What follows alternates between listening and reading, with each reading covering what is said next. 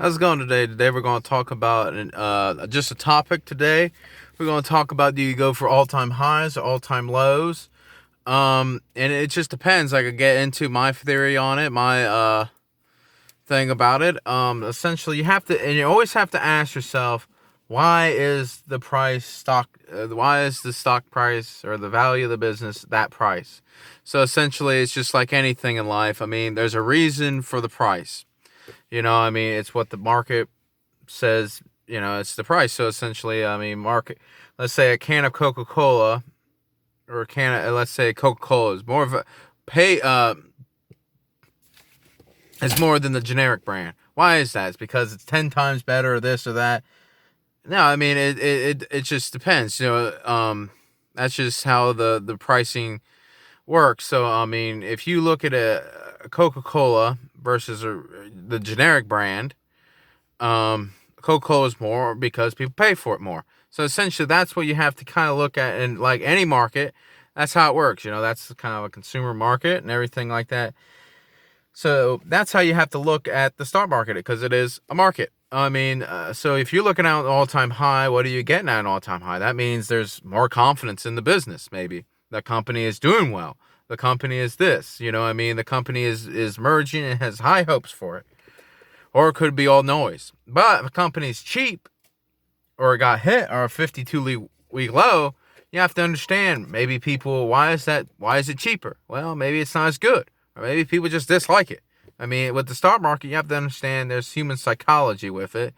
And a lot of people in these markets, and every single market, it's just kind of a herd instinct. It's a great book by basically the Plato. He was a philosopher, and he talked about it. And this gets kind of the psychology of the markets.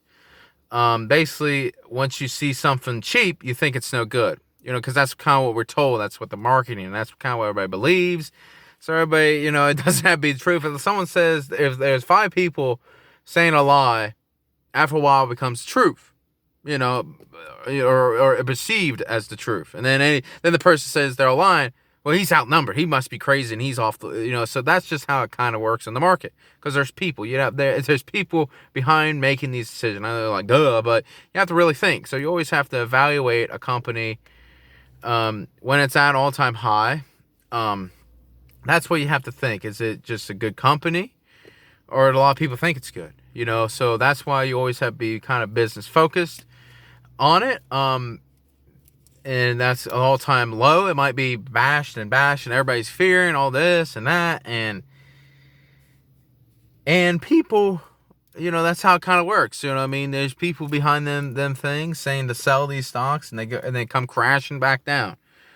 So my philosophy of buying it is just always look at the business. If you stay business focused and not really worry about an all-time high or all-time low, I normally, when it comes to high growth stocks, I normally look for the all-time highs, because I know that if it's at an all-time high, it must be doing somewhat okay. But I always look at the fundamentals, what it's doing. So essentially, like when I picked, basically, I'm trying to think of one, like I guess the Trade Desk be one, where it was around maybe 100 or so. It was actually an all-time high. It was 80. I think it was 89. It was actually an all-time high. Looking back, but now it's like 211. So that's quite a bit of a jump on it. But it was at an all-time high. So essentially, when I'm looking at these high growth stocks, I kind of look at an all-time high, because I don't want one. Because normally the market perceives them, the high multiples and a high PE ratios, it was overvalued. So essentially, if you look at the ones that, that an all-time high, normally them are market leaders in a kind of a growing industry. So if you look at them, that's how you look at all-time high. But the all-time lows, I do buy ones that are an all-time low, like JP Morgan actually just had a good quarter, just report earnings, but today, and actually it hit an all-time high. But actually, when I was buying it, it was at an all-time low.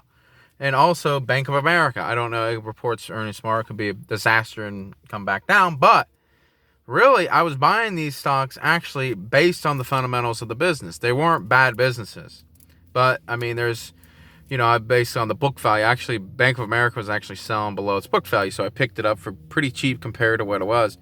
But there's some companies that are like kind of a value trap, so you can't just go on based on valuations. You always have to kind of look at the perceived, where was the business could be in, let's say, 10 years from now. Is it going to be more? Is it going to be less?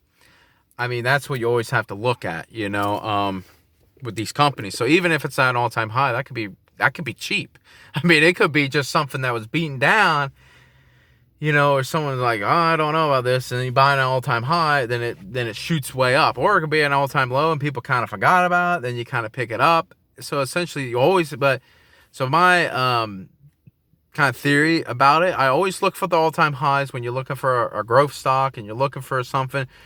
So I pay attention to I probably pay attention to the all-time highs more than the all-time lows. I always go business focused, and if it's at an all-time low, I don't buy it just because it's cheap. I mean, that's stupid. You know what I mean? That's probably just idiotic. I mean, I believe you'd be better just buying all-time highs. If there was a person, you just bought all-time highs versus bought all-time lows, you probably would do better with all-time highs, because that obviously them companies are probably perceived better. Like I said, with the emotions, so people going to keep buying it. I'm not saying eventually that going to end. I mean, eventually it could come back down. You know what I mean? Then valuations come back down. It might take years though. I mean, then valuations keep going up, and then the thing just keep getting pumped up. And on the verse side, then once get negative things, they normally just kind of stay negative for a while, and they just keep going down. I mean, but you can pick them up. But so in the short term, it's better to kind of buy an all-time high and to kind of look at them. I don't go dumpster diving. I don't buy like the cheapest stocks just because they're cheap. But I always focus on business. But when I'm looking for like a mergers in these industries that are growing real fast, I normally look for all-time highs. All-time lows are kind of I normally don't look at all-time lows, actually. I mean, I do. I don't really focus on it. When I picked up JP Morgan, I thought it was a good business. Had a good dividend, and on some book value evaluations, it was actually cheap. And Bank of America was below its book value, which you have to look at that. And that's how you kind of value banks. And Citigroup was actually below, which I actually passed it up. And actually, if you bought any of the banks last year, it's almost about a year ago. Well, I mean, December would be a year ago when it kind of crashed. And normally, I definitely look at the market when the whole S&P goes down. Then I definitely look at it. I mean, I guess that's kind of a market crash, and actually, it's not an all-time low. But I definitely look at the market when it goes down, and I add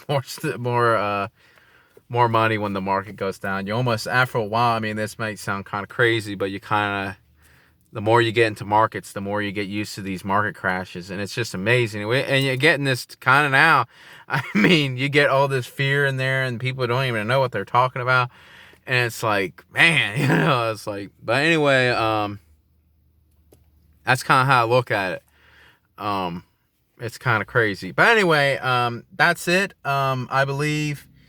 So that's my all-time low, all-time high. Make sure you like, subscribe. I give stock picks. Also, if you just come here for stock picks, that's cool too. I mean, I do some psychology, whatever you want to call this video, kind of just experience, maybe rambling about a topic. All-time highs or versus all-time lows, what's better?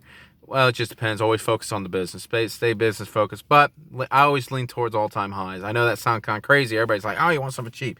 Well, the trade desk was an all-time high, but relatively to the price now, it's actually cheap. And when I bought Amazon, it was on an all-time high. That was around 90.